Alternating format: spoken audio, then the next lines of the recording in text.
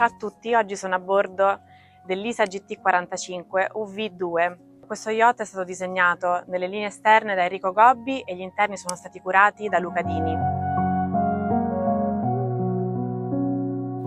Come vedete, questo fly è molto ampio ed è uno spazio immaginato per permettere all'armatore di godere di un ponte completamente all'aperto.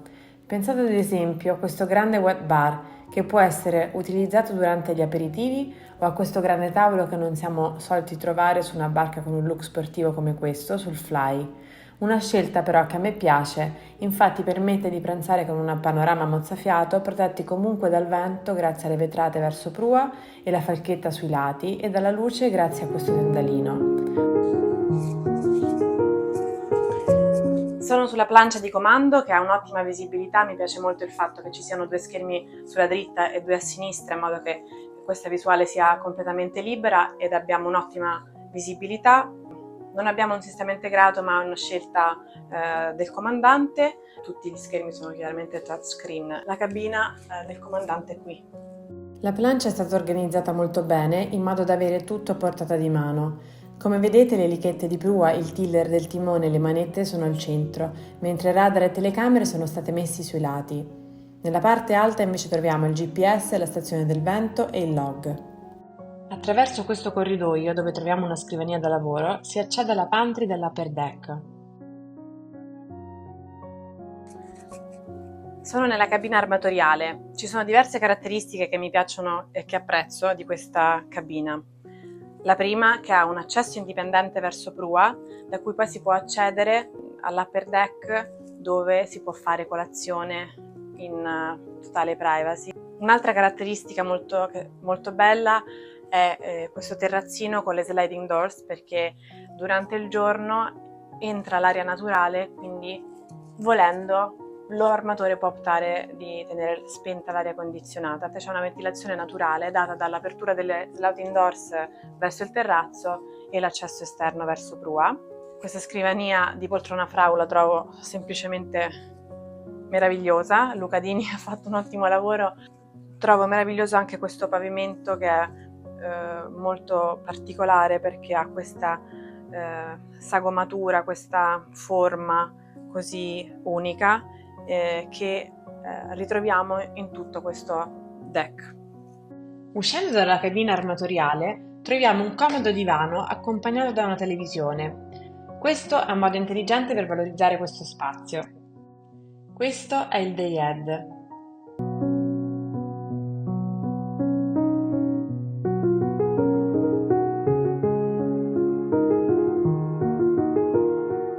Sotto coperta troviamo 4 cabine VIP, 2 con letti gemelli che si possono accoppiare e 2 cabine con letto matrimoniale, tutte dotate di bagno privato.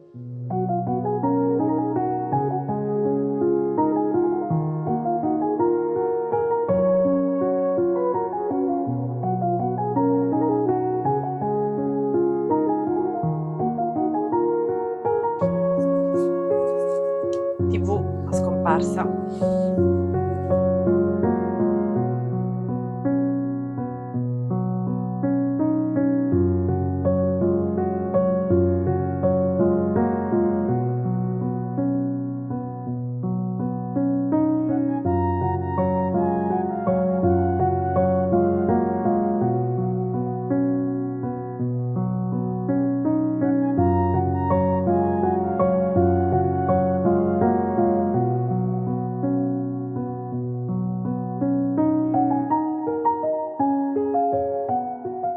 Andiamo a scoprire il main salon.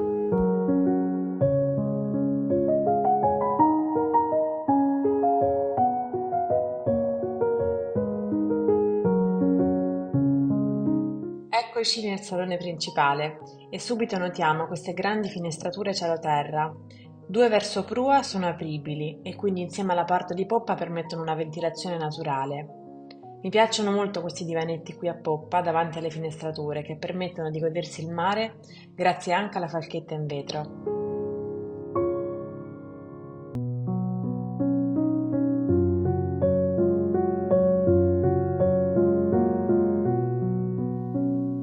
Come vedete qua a terra troviamo una sorta di grigliato. Questo permette di evitare che ci possa essere alcun ingresso di acqua nel main salon.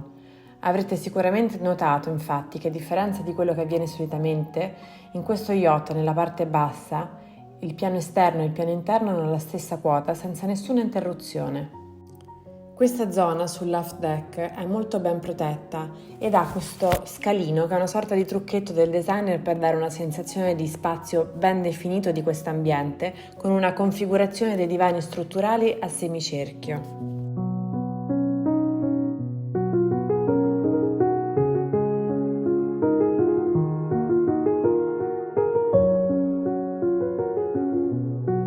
Siamo nel Beach Club, dove oltre ad un bagno troviamo una comoda doccia. È l'ideale per rilassarsi a ritorno a bordo dopo un giro con il tender. Il Beach Club è un'area che negli ultimi anni sempre più armatori desiderano avere sui loro yacht.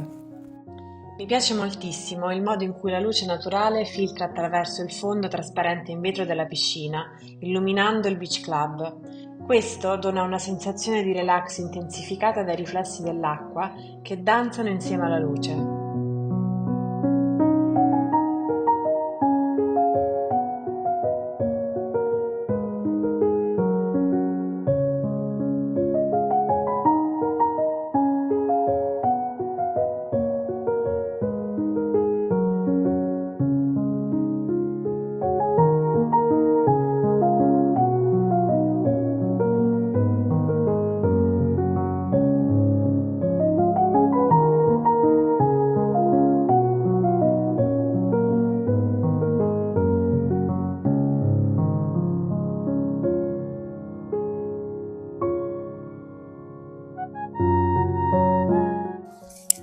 Sono sull'upper deck, che ospita, come abbiamo visto prima, a prua la plancia di comando e la cabina del comandante, mentre al centro barca troviamo la zona pranzo tonda, con finestrature circolari in grado di aprirsi a 180 gradi sull'area relax.